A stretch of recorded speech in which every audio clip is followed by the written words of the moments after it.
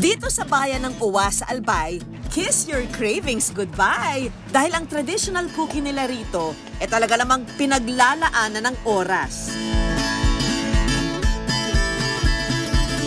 Walang iba kundi ang Puto de Uwas.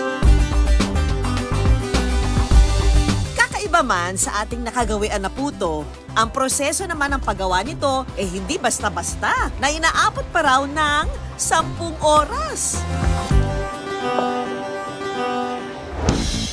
Nakilala namin si Marjorie, isa sa mga residente ng Uwas. At mahigit 38 years nang gumagawa ng traditional rice delicacy rito. Naano ko naman po ito sa magulang ko po dahil dalaga pa po ako talaga. Nagpuputo na po talaga kami. Hanggang sa maisipan ko na rin po na ako na rin ang mismo mag-manage ng paggawa ng puto.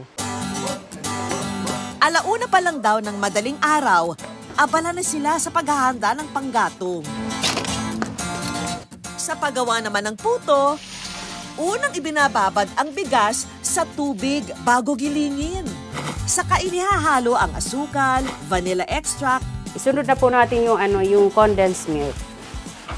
Pagkatapos ay isasalin sa salaan. Pino-pino po talaga siya. Yan, hindi na po yan hinuubos. Bali, sineset aside na po namin yan para bayuhin uli. Saka ilalagay sa mga bao. Hihiwain. Lalagay na natin po yung harina na nasa bao. At isi-steam. Tapos tatakpan po. Pero hindi lang daw proseso ng paggawa ang mahaba rito. Matagal na rin daw binubuhay ng kanilang pamilya ang tradisyon ng paggawa nito. Dito sa Uwas, kami lang ang pamilya ang gumagawa nitong malalaking puto. Dahil ikatlong henerasyon na si Marjorie na humawak sa pamilya, ang kanilang Puto de Uwas, certified authentic ang lasa.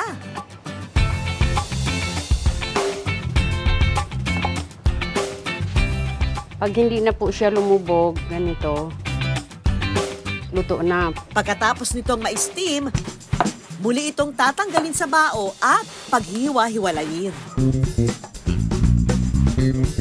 Makalipas ang mahabang proseso ng pagluluto, hindi pa po tayo tapos.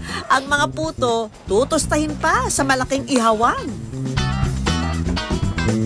Tapos na po tayo dito sa pagtusta po. Dito naman po tayo sa packaging na po.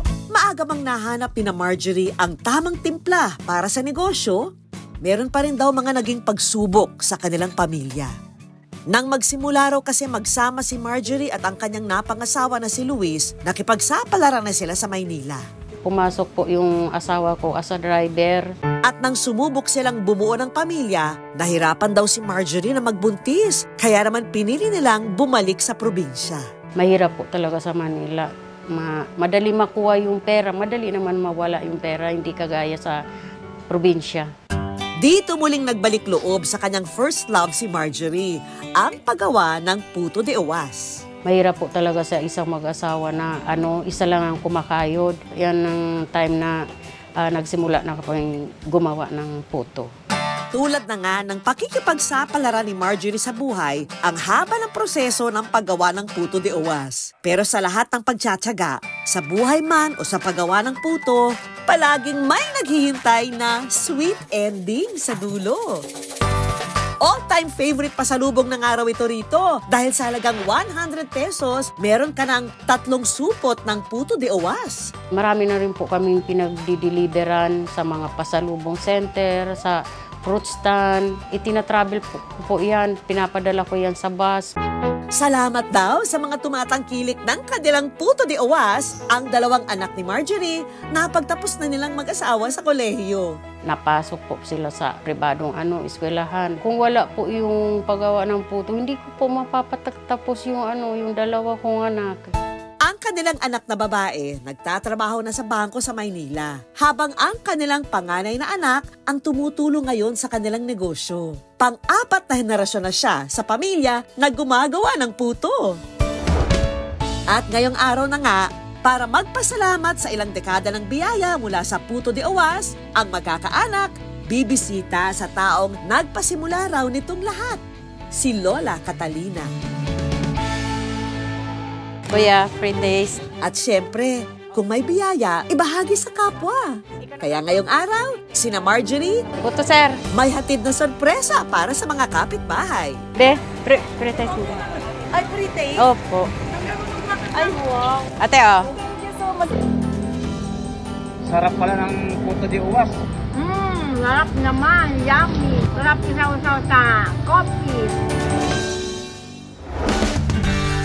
Tayong mga Pinoy, sadyang foodie. Pero hindi lang dahil sa sarap ng ating mga ipinagmamalaking pagkain. Dahil gaya ng puto de uwas, ang nagpapa-espesyal sa ating mga inihahain ay ang sangkap nitong mga kwento na kumikiliti sa ating paglasa.